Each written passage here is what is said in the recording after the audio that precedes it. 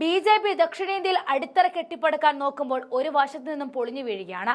ഏതാണ്ട് കേരളത്തിൽ കിട്ടിയ ദേശീയപാത പോലെ എം.എൽ.എമാരെയും നേതാക്കന്മാരെയും പുറത്താക്കി കർണാടകയിൽ ബി.ജെ.പി. ഘടകം മടുത്തു. ബി.ജെ.പി. വിമത എം.എൽ.എ ബസനഗൌഡ പാട്ടീൽ യജ്ഞലാലിനെ 6 വർഷത്തേക്ക് പാർട്ടിയിൽ നിന്നും പുറത്താക്കിയത് ഏതാനും മാസങ്ങൾക്ക് മുൻപായിരുന്നു. എന്നാൽ ഇതാ വീണ്ടും പുറത്താക്കൽ നടന്നിരിക്കുകയാണ്. അതും 2 എം.എൽ.എമാരെയാണ് ഇത്തവണ പുറത്താക്കിയിരിക്കുന്നത്.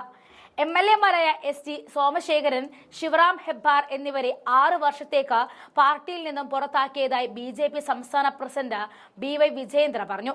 നീണ്ട ആലോചനകൾക്ക് ശേഷമാണ് പാർട്ടി ഹൈക്കമാൻഡ് തീരുമാനമെടുത്തത് എന്നും വിജയേന്ദ്ര കൂട്ടിച്ചേർത്തു. എസ്.ടി. സോമശേഖരൻ, ശിവറാം ഹെബ്ബാർ എന്നിവർ സംബന്ധിച്ച കർണാടകയിൽ നിന്നുമുള്ള പരിചയസമ്പന്ന രാഷ്ട്രീയക്കാർ തന്നെ. എസ്.ടി. സോമശേഖറും ശിവറാം ഹെബ്ബാറും യശ്വന്ത്പൂർ, യെല്ലാപൂർ നിയമസഭാ മണ്ഡലങ്ങളിൽ യഥാക്രമം പ്രതിനിധീകരിക്കുന്നു. 2019 കോൺഗ്രസ് ജെ.ഡി. സഖ്യത്തെ സർക്കാരെ താഴെയിറക്കുന്നതിൽ നിർണായക പങ്ക് വഹിച്ച വിമത വിഭാഗത്തിന്റെ ഭാഗമായിരുന്നു 2 എം.എൽ.എമാരും. ബി.ജെ.പിയിലേക്ക് കൂറുമാറി. എന്നിരുന്നാലും സമീപ മാസങ്ങളിൽ മാധ്യമ റിപ്പോർട്ടുകൾ പ്രകാരം കോൺഗ്രസ് നയിക്കുന്ന പരിപാടികളിൽ അവർ പതിവായി പ്രത്യക്ഷപ്പെടുകയും കർണാടകയിലെ ഭരണകക്ഷിക്ക് പിന്തുണ പരസ്യമായി പ്രഖ്യാപിക്കുകയും ചെയ്തിട്ടുണ്ട്. ഡി.കെ. ശിവകുമാർ സംഘടിപ്പിച്ച അത്താഴ വിരുന്നിൽ പങ്കെടുത്തു എന്നതാണ് ഇവരിൽ കണ്ടെത്തിയ പ്രധാന കുറ്റം.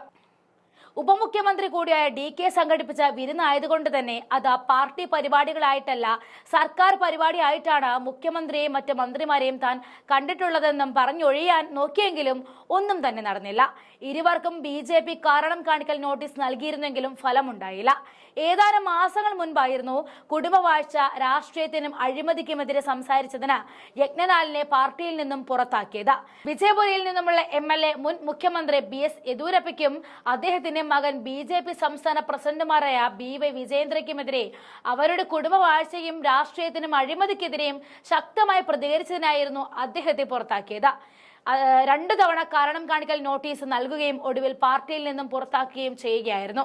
2025 ഫെബ്രുവരി 10 കാരണം കാണിക്കൽ നോട്ടീസിൽ നിങ്ങളുടെ പ്രതികരണം പാർട്ടിയുടെ കേന്ദ്ര അച്ചടക്ക സമിതി പരിഗണിച്ചു.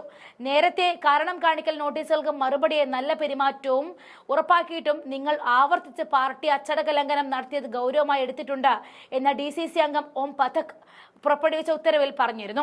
യെദ്യൂരപ്പയുടെയും അദ്ദേഹത്തിന്റെ വംശവാഴ്ചയ്ക്കും രാഷ്ട്രീയത്തിന്റെയും കടുത്ത വിമർശനായ യജ്ഞലാൽ വഖഫ് നിയമത്തിനെതിരെ ബിദറിൽ നിന്നും ചാമരാജനഗറിലേക്ക് മാർച്ച് നടത്തുകയും സംസ്ഥാന പാർട്ടി നേതൃത്വത്തെ വിശ്വാസത്തിലെടുക്കാതെ വഖഫ് ബോർഡ് കർഷകർക്കും സ്ഥാപനങ്ങൾക്കും വ്യക്തികൾക്കും നോട്ടീസ് നൽകുകയും ചെയ്തപ്പോൾ എം.എൽ.എമാർ, മുൻ എം.പിമാർ, നിരവധി ആളുകൾ എന്നിവരെ അണിനിരത്താൻ തുടങ്ങിയിരുന്നു.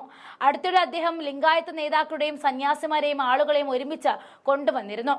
ഇതാ സംസ്ഥാന ബി.ജെ.പി. നേതൃത്വം ലിംഗായത്ത് ശക്തിയായി ഉയർന്നു വരാനുള്ള ശ്രമമായി കണ്ടിരുന്നു. ഈ സ്ഥാനം യെദ്യൂരപ്പ നേടിയെടുത്തതായിട്ടും കരുതപ്പെടുന്നു.